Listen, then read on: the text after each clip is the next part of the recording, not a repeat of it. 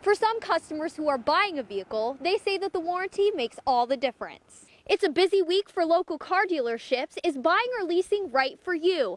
We'll break down what you need to know. Pennsylvania State Police are still investigating a deadly crash that took the life of an area woman and injured 2 of their own officers. Neighbors say that it is a very dangerous intersection and a safety update is long overdue. We'll show you how a new project at Crooked Creek in Girard Township will help fish get upstream. While these steps only took a few days to build, they'll have a lasting impact on the fishing community. Even though these stairs only took a few days to build, they'll have a lasting impact on the fishing community. After the resignation of the Erie County OCY director, the county executive's office weighs in. Regardless of these charges, Lee says that they're just looking to find the right person for this job.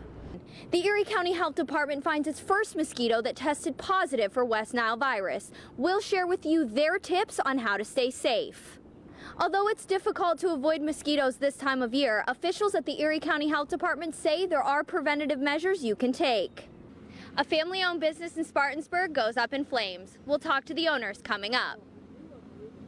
Now that Roar on the Shore has officially ended, local businesses are celebrating its success. As the investigation continues into a deadly shooting on East 10th Street, we talked to neighbors and police. The neighbors that we talked to say that they didn't want to go on camera, but they did say that the violence needs to stop. In this week's PI 365, there are many opportunities to hike on Presque Isle in the winter. We'll tell you when and where you can hit the trails. January 10th is Winter Trails Day at Presque Isle. Join park naturalists on 4 hikes throughout the day, leaving you wondering, can I hike them all? The Trek Center is launching a new initiative called Go Winter. This initiative encourages people to get outside in the winter months. Getting outdoors in the wintertime can really affect your mood, affect your health. Getting outdoors in the wintertime is really special because the woods are so different in the winter. Hiking in the winter is a different experience than hiking in the summertime. This new initiative will help you to see things you normally wouldn't without snow on the ground. You can see birds clearly because there's no leaves on the tree. You can see wildlife you normally don't see in the wintertime. If there's snow on the ground, you can see tracks and evidence of wildlife. Hikes on Presque Isle are open to all ages and activity levels in hopes that you'll see things you might not have expected.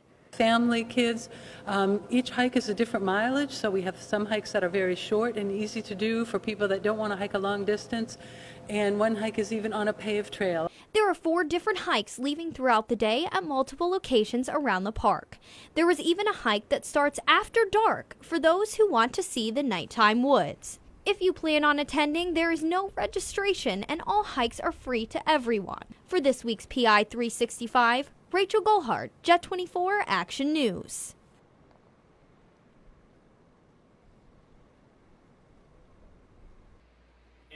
After a successful reign, the Kansas Cancer Research Foundation closes its doors for good on Monday.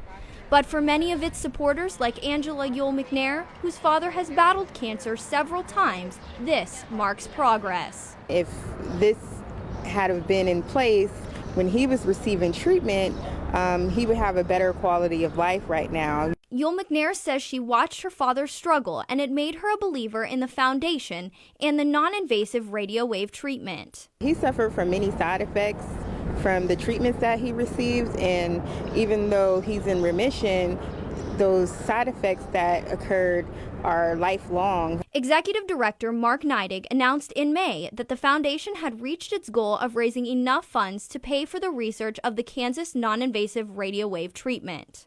I am just humbled to have been a part of something so massive, so worthwhile, so impactful. The foundation was initially started by an Erie businessman, John Kansas, in his final days. Kansas was diagnosed with a rare form of B-cell leukemia. He looked towards a new form of treatment, so he created the non-invasive radio wave approach, a form of treatment that has worked in multiple animal studies. To know that John's better way of treating cancer will one day be a reality, and the part that the foundation played has been so exciting. Officials from the foundation say that although their mission has ended, the fight to cure cancer will continue. I look at it as like the end of an era, but the beginning of a new legacy. And there's so many exciting things that have taken place, and the future is so bright because of the work that the foundation has done. The remaining funds will go toward 3 organizations, including the Regional Cancer Center of Erie, Regional Cancer Center in Fort Myers, and the Baylor College of Medicine. In Erie, Rachel Gollhardt, Jet 24 Action News.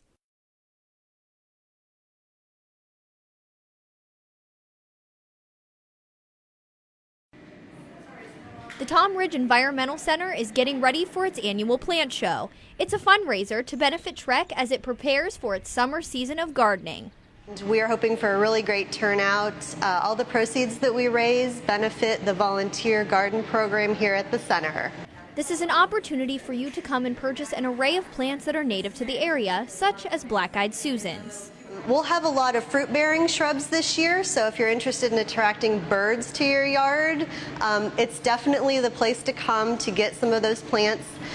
We also have a nice variety of grasses, and ornamental grasses are nice because they're very low maintenance. The garden here at Trek is not like one you would find in your backyard.